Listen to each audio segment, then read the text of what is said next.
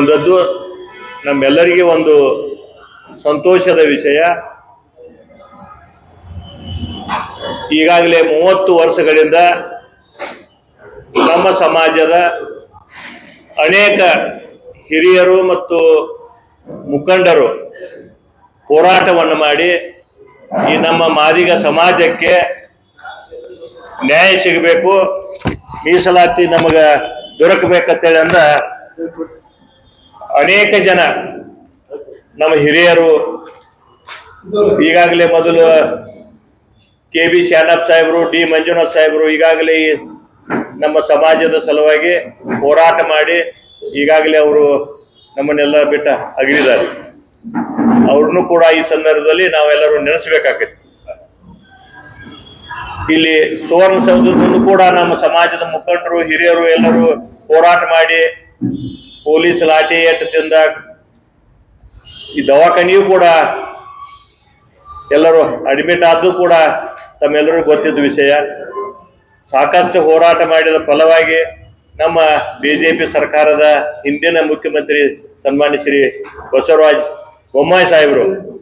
ಒಂದು ಸಮಿತಿಯನ್ನು ಮಾಡಿ, ಸಮಿತಿಯ ಅಧ್ಯಕ್ಷರನ್ನ ಆಗ ಕಾನೂನು ಸಚಿವರಾದಂಥ ಸನ್ಮಾನ್ಯ ಶ್ರೀ ಮಾಧುಸ್ವಾಮಿ ಅವರನ್ನ ಸಮಿತಿಯ ಅಧ್ಯಕ್ಷರನ್ನ ಮಾಡಿ ಸಮಿತಿ ವರದಿಯನ್ನು ತೆಗೆದುಕೊಂಡು ಕ್ಯಾಬಿನೆಟ್ದಲ್ಲಿ ಮಾದಿಗ ಸಮಾಜಕ್ಕೆ 6%, ಚಲವಾದಿ ಸಮಾಜಕ್ಕೆ 5.5%, ಲಂಬಾಣಿ, ಬೋವಿ, ಕೊರಚ, ಕೊರಮ 4.5% ಮತ್ತು ಅಲ್ಮಾರಿ ಜನಾಂಗ 1%, ಹೀಗೆ ಮತ್ತು ಪರಿಶಿಷ್ಟ ಪಂಗಡದವರಿಗೆ 3% ಇದ್ದುದ 7%ಗೆ ಹೆಚ್ಚಿಗೆ ಮಾಡಿ ಮತ್ತು ನಮ್ಮ SCಗೆ 15 ಇದ್ದುದನ್ನು 17 ಮಾಡಿ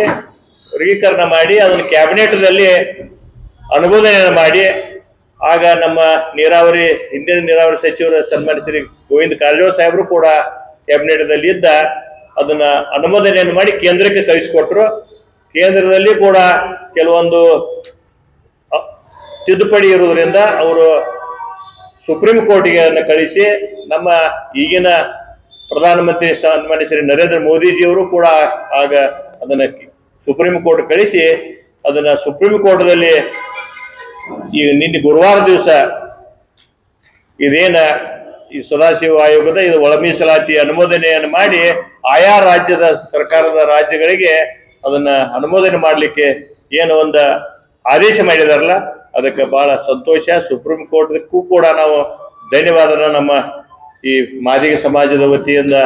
ನಮ್ಮ ರಾಜ್ಯದ ಎಲ್ಲ ಮಾದಿಗ ಸಮಾಜದ ವತಿಯಿಂದ ನಾವು ಧನ್ಯವಾದಗಳನ್ನು ಹೇಳ್ತಾ, ಮತ್ತು ನಮ್ಮ ಈಗಿನ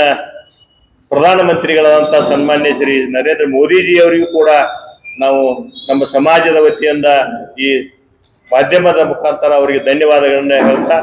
ಈಗ ಹಿಂದಿನ ಸರ್ಕಾರದಲ್ಲಿ ಏನು ಬಸವರಾಜ ಬೊಮ್ಮಾಯಿ ಸಾಹೇಬರು